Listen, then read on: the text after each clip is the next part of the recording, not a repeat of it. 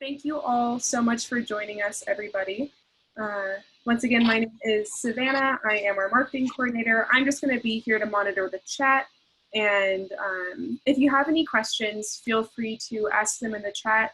If there's some basic things about our operations, I can answer them. But if it's specific to the presentation, we'll get to a Q&A at the end. But our presenter is going to be Jay. He is the CEO of Signet. Really an incredible, intelligent person, and I'll let him do his own introduction, but I will be recording this in case people join a little bit late and need the very beginning of this. So go ahead, Jay. All right, thanks, Savannah, and thank you all for joining. As Savannah said, I'm Jay Bacrania, CEO and owner of Signet Education, and I'd like to welcome you to Finding Structure in the New School Year. My goal is to help you take something away from tonight to make this year a little bit easier, a little bit better. So a little bit about us before I dive in here. Signet Education is a comprehensive educational partner for our families. We try to work with our families and students to create meaningful and successful academic journeys. We help them plan their educational journeys and then provide tutoring, test prep, admissions consulting, and academic coaching. And that last service, academic coaching, is all about helping students organize themselves, tune into their own goals, and move towards them. And that's what we're going to talk a lot about tonight. Everything I'm going to share with you tonight is really right out of our academic coaching playbook. And we want to talk about how to use some of these academic coaching tools and principles to manage the chaos of this upcoming school year. So when I say chaos, here's what I've heard and seen. So we've got full school, though that's fast waning. We have no school, something that's mostly at home, but not much has been said from the school district as to what they're going to do. We've got partial schooling, so a couple days in school, a couple days out of school. And for the people that have been working on Zoom, from what we've heard, it's ranged from really engaging to really challenging. Parents are also still working from home, as we know, and the pandemic is just very stressful in general. And so previously, school as an institution both provided the direction and the structure for students' learning. And because they're there for most of the day, their lives. And because the students are such a big part of our families, that direction and structure gave direction and structure to our families' lives. That's all kind of been dismantled. And my hope today is to give you a glimpse of how you can get ahead of this and structure things in a way that's efficient and effective for everyone. Today's webinar is aimed at high schoolers, the parents of high schoolers, but the principles still apply early on. And what I'm going to share with you today are principles, high-level thoughts, and a high-level approach, but certainly I can't get into all the specifics in just an hour or half an hour. And in fact, whenever we're working directly with our students, we're really individualizing all of this. So I offer it to you as a starting point. This is what we do as academic coaches. I'm one of the lead coaches. I've been coaching students for almost a decade now. It's what I live and breathe to do. And so this is what we do. You may or may not be able to do this with your teenager. It might be hormones. It might just be the relationship that you have, which is totally okay. So hopefully you'll be able to take this and do something with it. If not, you certainly should consider giving us or someone like us a call, because definitely having a coach in the mix can sometimes make things go really smoothly. So last thing I'll mention before I really dive in is that we're sending the slides and a worksheet that I made that really lists out everything in here in a very practical guide. It's essentially a guide to having a conversation that this is all about today. So please look for that afterwards, slides and a guide. And if you feel like you don't quite get something or don't understand how it's going to be practically applicable, I've done that homework for you and we'll send it out afterwards. So let's start by talking about an overview of what we're going to cover today. So what I'm going to start with is really some big picture questions and thoughts that help us orient ourselves and our students, and then work that down into a daily, very specific plan. We're going to start by talking about how to reframe goals and motivations and structure for the year. Then we'll talk about curating the appropriate resources, really evaluating what a student is up to. Then we'll talk about how to turn that into a plan. And then finally, we're going to talk about how to create an ongoing review to keep this really alive in your family and for your student. It's really important. We're going to go through a little bit of kind of high-level abstract stuff, and many of you are probably here looking for something very concrete. I promise you I will get to that, but it's really important that we actually go through some of that big picture stuff to really orient ourselves appropriately, because if we don't do that, it's as if we were building on shifting sand. So we really have to get that foundation right. And then from there, we can move to the practical. So let's start with reframing. So before the COVID-19 pandemic really disrupted our school systems, here were some of the common goals that students and parents had. A lot of this centers around what I call the ladder narrative, which is why I've got a ladder there, and I'll explain that to you in a second. So some of the goals were, let's do well in classes, let's get A's, let's take hard classes, let's pass all the exams that are associated. Let's have fun at school and develop great personal relationships. Let's get involved. Let's become a leader. Let's get high test scores. Let's get into college.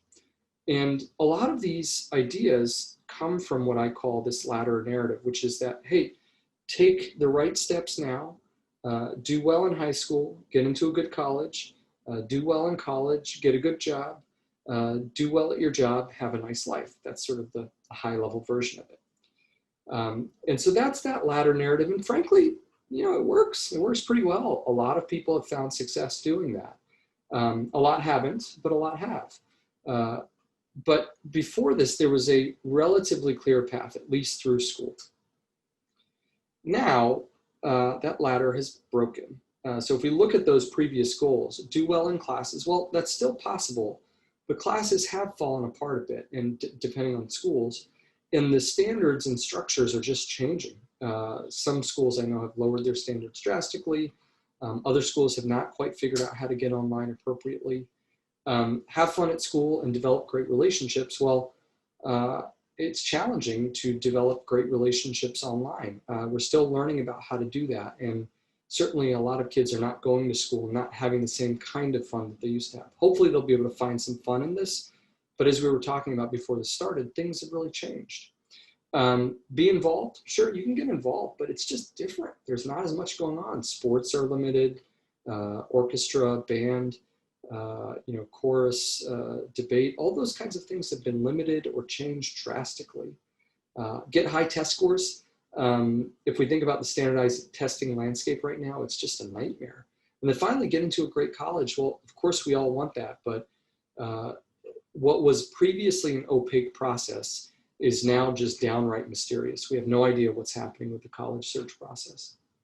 And so what I want to share by sharing all of this is that if we try to work by the old playbook, that old ladder narrative, go to school, do good, get involved, be a leader, go to college, it's not going to work out so well. Of course, some of these goals are still important, like going to college, perhaps, but everything is really up in the air. And if we play by that old playbook, it's going to be really hard. It's going to be painful and frustrating. It's not going to feel that good.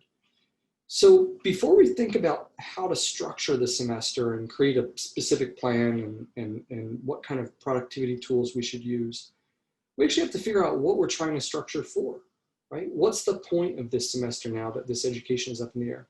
Now, I've spoken to a lot of students, a lot of families, and frankly, a lot of students, after losing that structure and fun nature of school, have said, frankly, like, I don't see the point anymore. And we have to respect that. That's a very valid feeling that we have to respect. Otherwise, if we don't get that clear, it's going to be hard for students to gain the motivation to move forward. And so in all of this, I think, is a golden opportunity in the time of COVID for students to reorient around something different.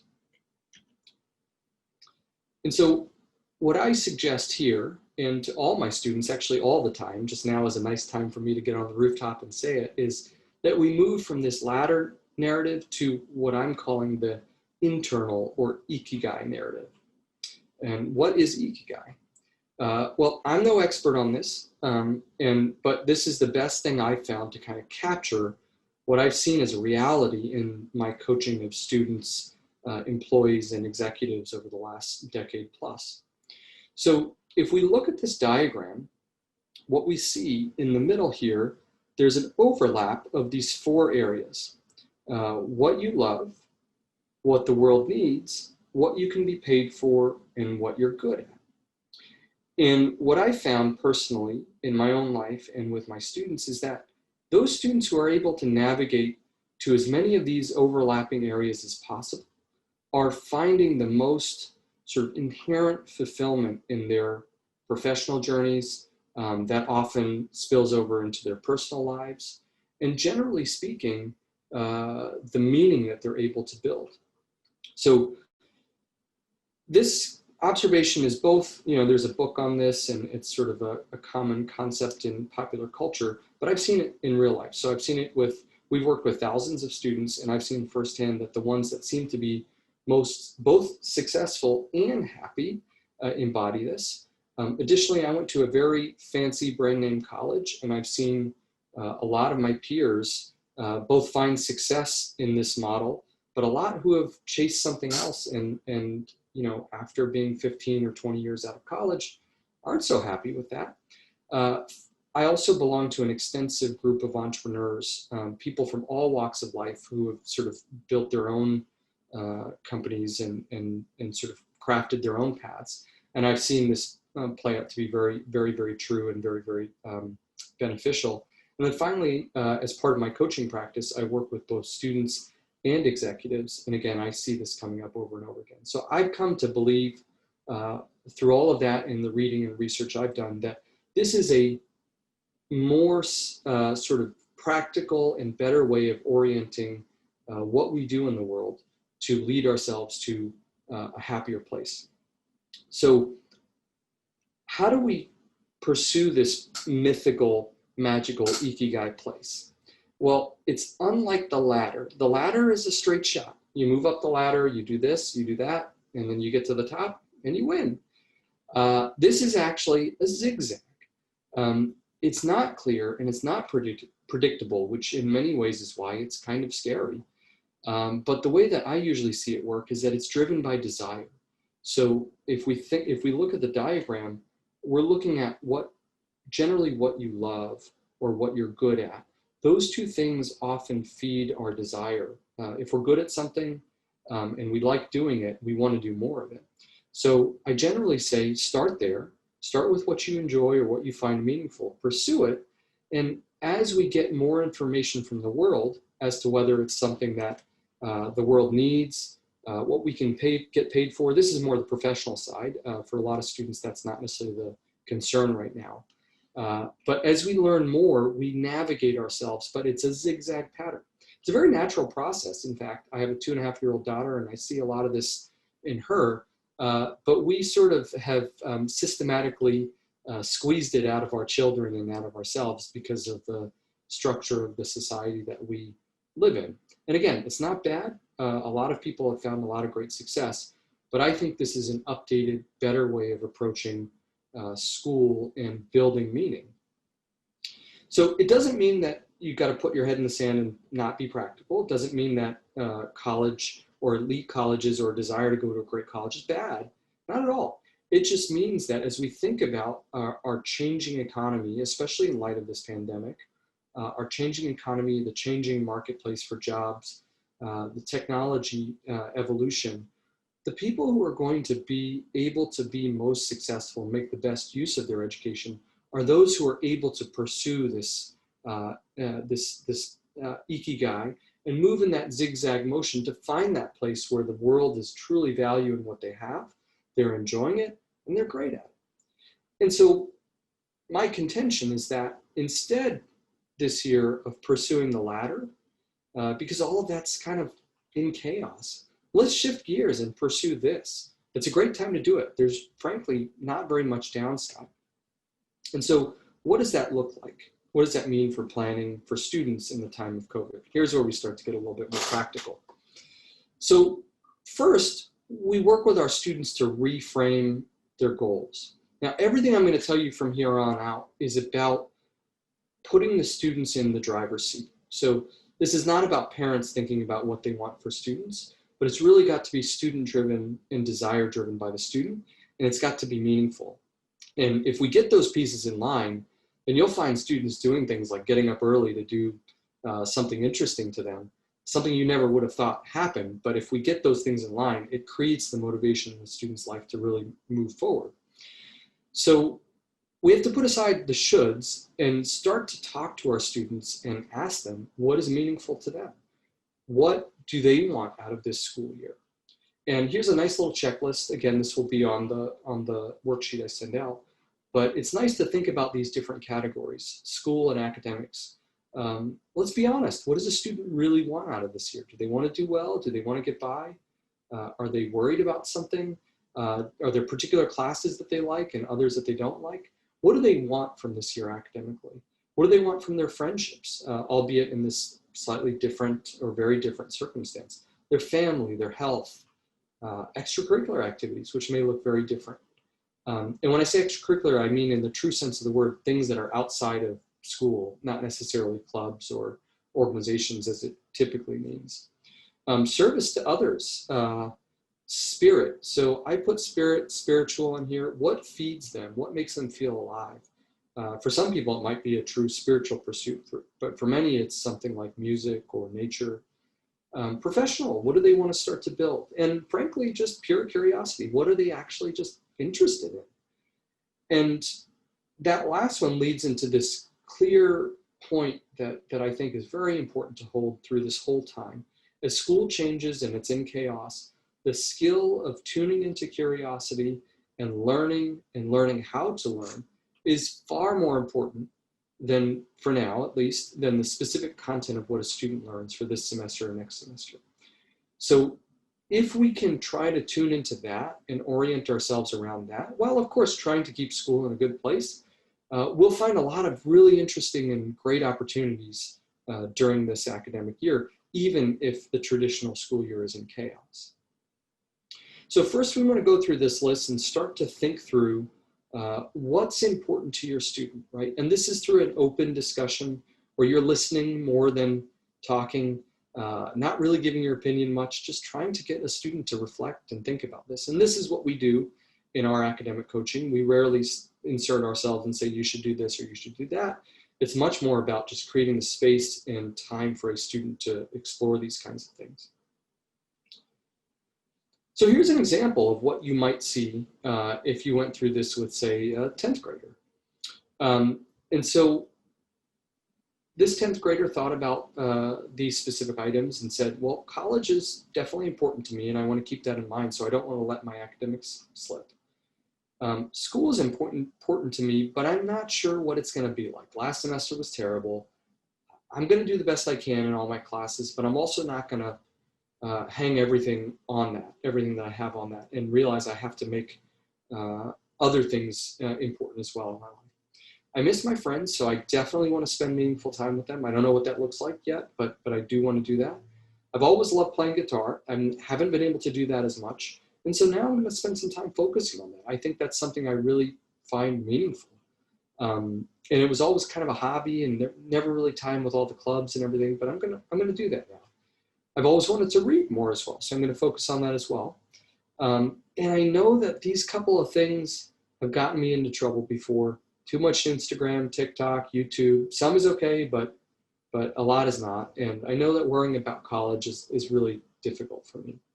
And so this is a very high level statement. And some of you may be thinking right now, like, have you ever gotten a teenager to say this much?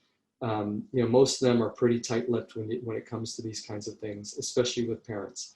But yes, the fact is we do all the time. And it's sometimes a matter of being outside of the family and a student truly knowing that we have no agenda. But very often it's just having that open space and that curiosity and that true willingness to listen and to hear what is important to them without contradicting it. So that's the reframing part. So instead of, again, thinking about, if we zoom back and think about all of these common things that were maybe previously orienting students' lives, let's turn it around and ask the student, what do they want out of this semester? What's important to them? If we think about this list of different categories of life or different areas of life, what's important to them? And let's come up with a statement with our students that just kind of gets this all out so that they have a vision for what a successful semester would look like. I'll note here that we actually do this with all of our students in coaching, most of them in coaching most semesters. So even if students are typically in school, we go through this process as well to help them understand what a successful semester looks like. It's just more important now, and it's more important to set aside the shoulds and really focus on what's meaningful. So the next step is to curate. So, and after a student has that high level set of things that they want to do, we have to start to kind of piece that together into specific things. So first, we have to ask what's given or necessary. What are the obligations that a student has? And we really encourage families and students to really question each component. Is it really that important to spend that much time on that particular class? Is it very important to do well in all classes or just some of them? How much effort should I put in to be happy and to maintain my goals? Additionally, family goals are very important too. So it's not all about just the student, because if we put 16-year-olds or 15-year-olds in charge of their own lives in the world completely, we'd be in bad shape. So the family has to exert some boundaries, and maybe it's a certain boundary that parents have around performance in school or college. So that's to be brought into discussion here, but to the extent possible, we want to turn over at least the initial part of thinking about this to the student. After that, we ask, what do we want to add in? What does it need to look like? What does the particular student need? So if a student wants to play guitar, but they know that they don't necessarily have the motivation in the moment to pick it up, or they're so kind of beginner at it, they don't feel like they have the right foundation, then we've got to put some structure in place for that. So we got to think about, are things going to be structured, unstructured, supervised, independent, short-term, something that might change on a weekly basis, or long-term, a semester or longer? Is it going to be a continuation of previous activities, maybe just in a different format? Or is it going to be starting something brand new? And we also want to ask, what do we need to avoid? Again, we talked about that a little bit with YouTube, TikTok, worrying about college, but what else might be there that we need to avoid? And so a couple of points here. It's really crucial that students try to be realistic. Judgment-free coaching allows them to do that for themselves.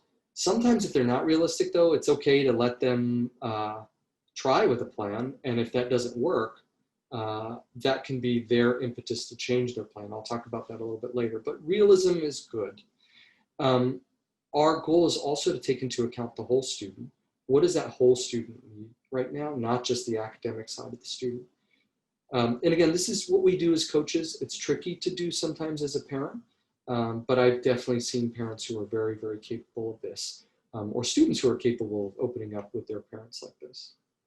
So what does that look like for our sample student?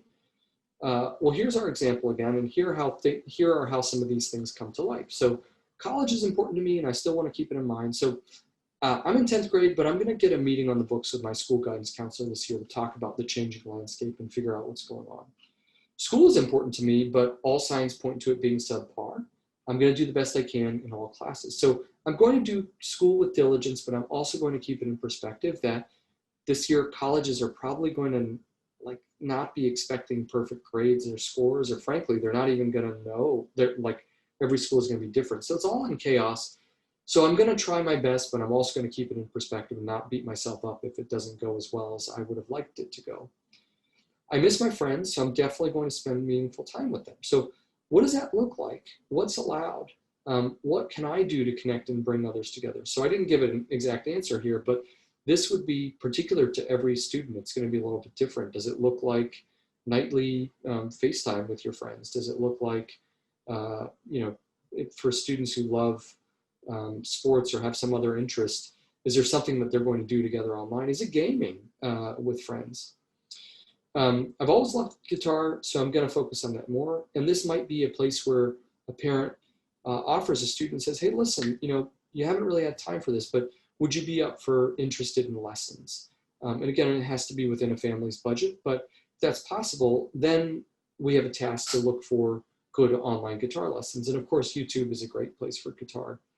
I've always wanted to read more, so I'm going to focus on that as well. And honestly, I don't even know what I like anymore, as this is in the student's voice. So I'm just going to start by exploring and just spending some time every week reading stuff. I used to love to read when I was a kid in middle school or elementary school. So as a high schooler, I'm going to try to reconnect with that. And then for these specific things that are not good for me, it's really up to the student to decide, what does that plan look like? Parents, we all know that if we try to mandate a particular plan, it's usually starting off on the wrong foot. But if you can get your student to actually admit that maybe they don't want to spend as much time on Instagram, then you can equip them to start thinking about how they manage that themselves. So the curate step is all about thinking about taking that big picture and turning it into some general specific things that we want to get done.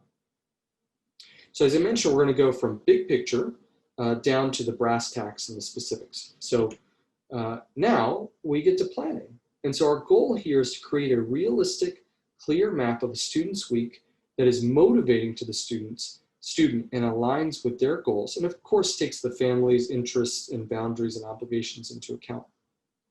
So again, as I mentioned before, previously school created both the goals and the structure for our students, but that rug has kind of been pulled out from under us. And of course, schools are doing their best to maintain that, but it's different now.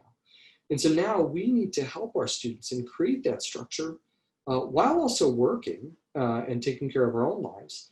And we're in essence speeding up the process that they eventually have to go through when they go to college or when they get out into the working world. They have to define their own structure for their lives and what their lives are supposed to look like for themselves.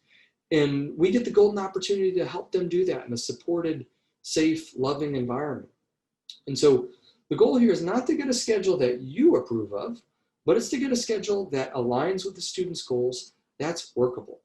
And so if you get something that is pretty close and you think it's going to work for the student, then go with it, right? Try the lighter touch, the lighter the touch you can do, the better in sort of the coaching mindset. We really want to help students bring out what they want to do and pursue that. They're much more likely to actually pursue that. We always start with the students and coaching. And so here's how we would approach this to actually create a schedule. And I'll give you an example in a moment. Start with the non-negotiables, layer in the rest. The more realistic, the better. So for example, teenagers don't always love to get up early. If you know that, don't force it unless it's absolutely necessary. If they don't have school one day or school starts late and they want to sleep in, let them suggest the time that's reasonable for them to wake up and ask them how you're going to support them in that process. Pick the right place to spend precious willpower. School, in a way, the structure of school and the social pressures of school outsourced some of the decision-making and willpower that students needed to exert in the past. The fact that that's not there means that they're actually having to make a lot more decisions during the day. And you've got to preserve that willpower around decisions so that they can apply it to the things that are really important. Another way of saying that is pick your battles. Consider natural rhythms. Teenagers have different rhythms than adults. And then balance motivation levels. So if you're thinking about a day in planning a week, let's not put a bunch of really painful things on one day. Let's try to mix it up. Or maybe there's a reward day at the end of the week. It really just depends on the student and their specific approach. And lastly, if this is not compelling to the student, the actual schedule that we come up with, we got to go back to the drawing board.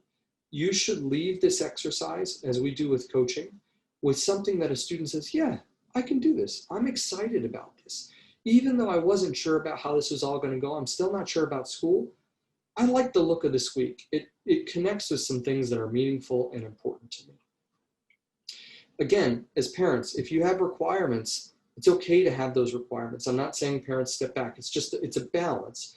If there are certain times where you want students to be in bed, or you want devices off by a certain time, or you have a house or family policy that students have to have some kind of exercise or activity every day, well, then that gets built in here as well. I just encourage you to proceed with as light of a touch as possible while maintaining your family culture and boundaries and specific requirements for students. So here's an example of what that student that we just discussed, what their schedule might look like. So one of the things I've heard a fair amount about is that we've got families or school districts that are doing a couple days in school. So this student has school on Monday and Tuesday, and then a day off in the middle of the week, and then virtual school.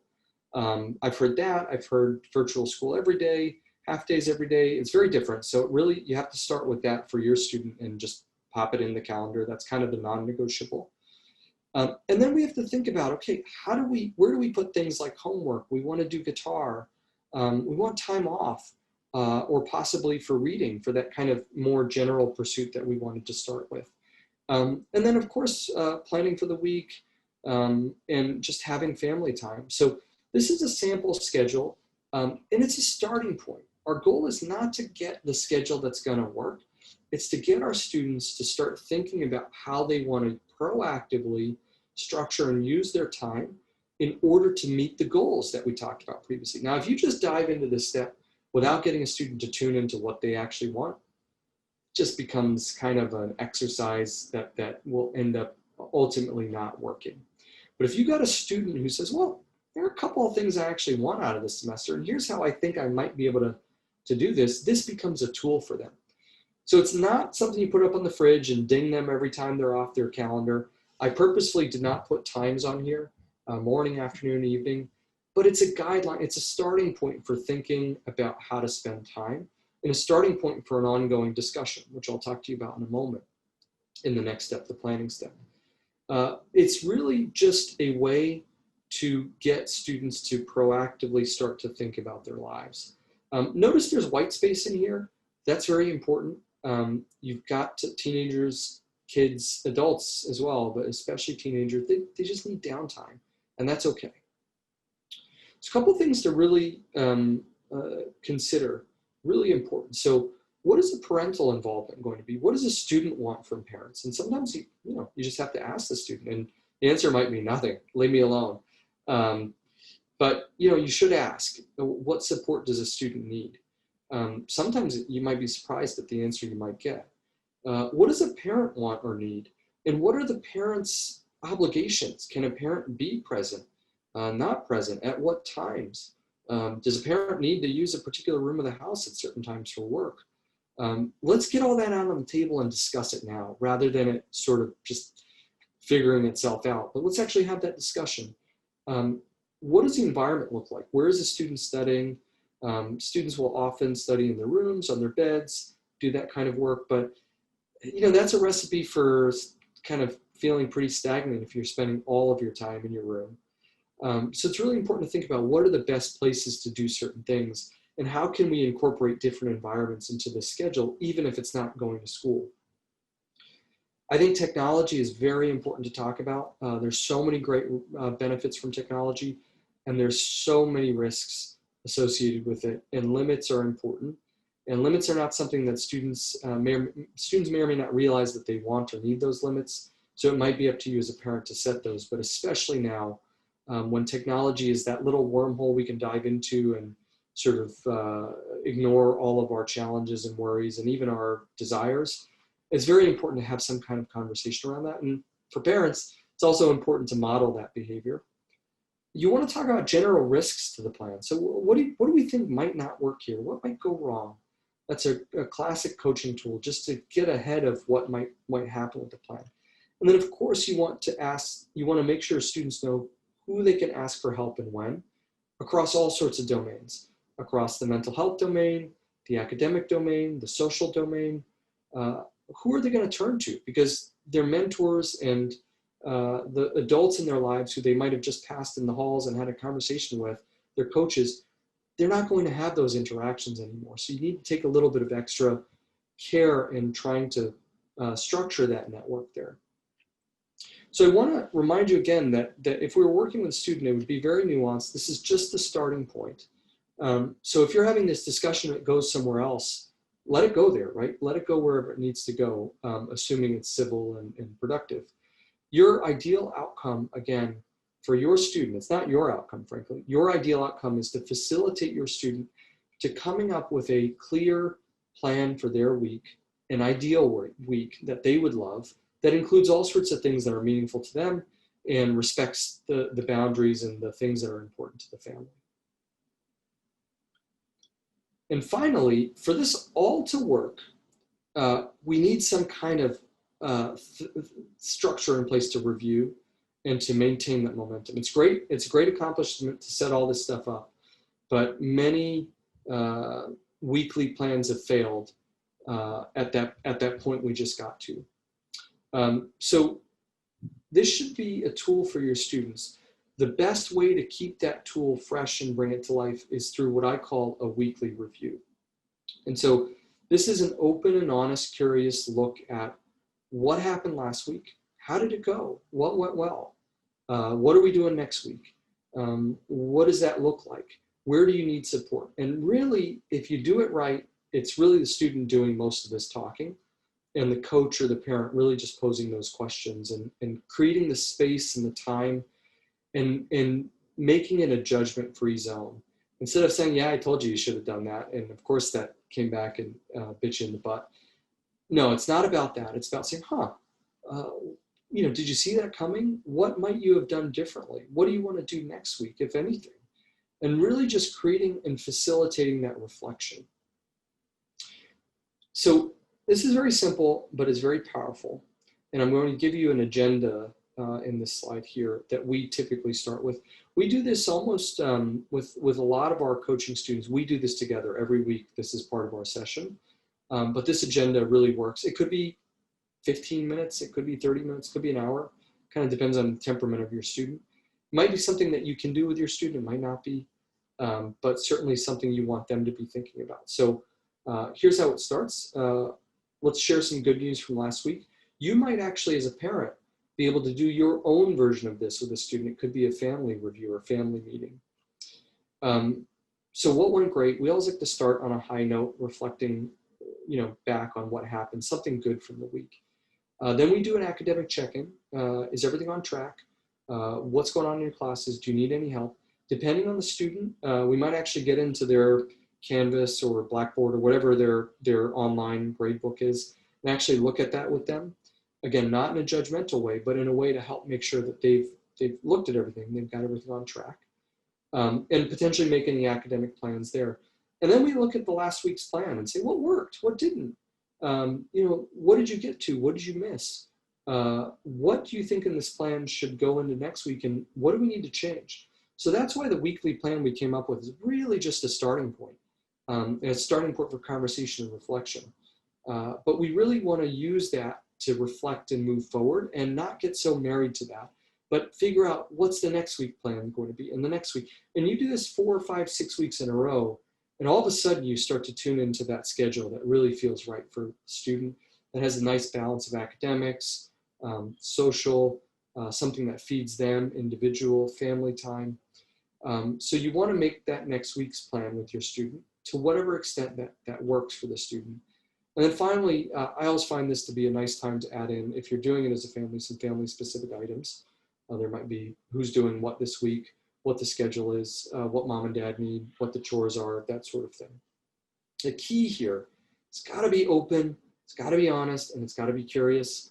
The parent's role is to consult and help and create accountability, not to nag. If something did not work, it's not a problem. It's not an I told you so. It's, what does that tell us about what we should do next week? And so that, in a very small nutshell, is a method for everyone to consider as a starting point. And again, I'll kind of conclude by summarizing it. We want to start by reframing. And what I like to suggest is that we move from the ladder narrative to the Ikigai or internal motivation narrative. We try to build a set of things with our students that will be motivating and exciting to them in this time so that they have energy inherently from the things that they're doing. From there, we curate what resources are necessary and what does that high level look at the semester look like? What is the vision? From there, we work into a specific weekly plan as a starting point, and then we do our reviews on a weekly basis to make sure that plan stays fresh and stays alive, and we're learning from what worked and what didn't work, because there's really no way to get it right the first time through. And the real keys here are that this has to be student driven. It's got to be coming from the student, and your job as a parent or our job as coaches is to catalyze this. Now, you might think I'm nuts that this can actually happen with some teenagers, but I assure you that for a large majority of them, it's possible. For some of them, they're not into it, and that's okay too. You're going to have to just let that be. But for a large majority of students, it's possible, sometimes at home, sometimes not. Desire-driven is best. If you can connect to a student's actual desires or motivations, be they external or internal motivations, and set something up for them based on that, help them set their own schedule up based on that, that's going to be something that they actually want to get out of bed for, at least won't feel like a burden to them. And then finally, learning engagement in this time is far, far, far more important than content. So if we go a whole semester or perhaps even a whole year and a student maybe didn't learn a particular aspect of math or biology or chemistry, I'm fine with that. But if they learned how to tune into something that they were interested in, and they learned how to pursue that on their own, and they built something, they created something, and they identified, they shined a light on some portion of their interest or their desire or what they want to do going forward, or tried something and it didn't work, then that to me is far more important. Think about it. I always like to say, think about what you learned in high school, what you learned in college, the content of it. How much of that do you use today? For some of you, it's a lot, but for probably most of us, it's probably very little, or at least one slice of it we might use, but the rest of it, it's gone. And so the thing that's more important, and the golden opportunity of this time in COVID, is really in this chaos to help students tune into their own internal process of learning how to learn, learning to be engaged, building that skill of curiosity and pursuing it, and doing it in a way that feels good to them and interesting and motivating. And so, as I mentioned, if you're thinking this is a great plan, I can't wait to do this with my student. You're going to get a worksheet and these slides, and you're going to be able to go right through it. If you're looking at me like I have 3 heads and wondering if I've ever worked with a teenager, you might want to give us a call. You can find our website and our phone number there. You can also speak to Sheila, who's our president and COO and works closely with all of our clients to help design and build the best plans for them. We have something called team tutoring this semester that we're launching, which is based on the sort of the backbone of what I just described to you here, the academic coaching, and involves other content-specific tutors if and where necessary, both for working on classes and for enrichment. And so with that, I just want to thank you all again for joining, and we'll open up for questions. Savannah, let me know if there are any questions. Yeah, absolutely. If you have any questions that you want to ask, you can feel free to chat them to us in the Zoom chat. If you don't want to unmute yourself, if you have one that you might want to expand on a little bit, feel free to unmute yourself too. We'll see, hopefully, if people have questions, they don't all start asking them at the same time, but I think we'd be able to handle it. So either type it in the chat or feel free to unmute yourself. But while you're asking your questions or preparing your questions, once again, I just want to let you guys know that this webinar has been recorded. So tomorrow morning, you're going to receive a free guide to, I believe it's structured studying, I can double check that really fast, but you'll receive a free Signet guide, and you'll receive these slides and also the worksheet that Jay was talking about, where you can talk through with your student and go over everything and kind of start these conversations to help prepare them and yourself for the new semester. And early next week, we're going to have a version of this webinar cut down and added onto YouTube, so that'll be sent out to everyone that's been participating and watching this webinar right now, as well as it's going to be posted on our Facebook, and you will be able to share the link to any of your friends who might be interested in this webinar as well. Well, I think that's it. Yeah. So comprehensive, no questions. We welcome your questions if you think of them now, or if you don't, feel free to email us. You can email Sheila at Signet Education, and she can get those questions over to me. I'm always happy to take a little bit of time, answer questions, and share as much as we can for anyone who has any follow-up on this. We also have a massive amount of resources around this and other topics on our website. So definitely take a look. So thank you all so much for joining us. And we really appreciate it. And we wish you all the best of luck with this upcoming semester for your students and the students that you might be working with. Oh, it looks like we have one question from Shane.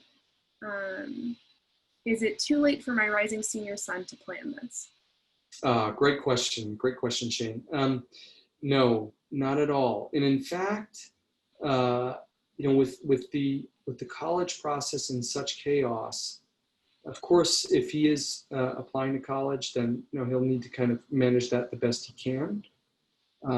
But frankly, this is a process that a student can do at any age, at any time, and it's very, very beneficial. So, for example, if you went through this with him now, it kind of gets things started on a different track than the usual worrying about college, worrying about what's going to happen next.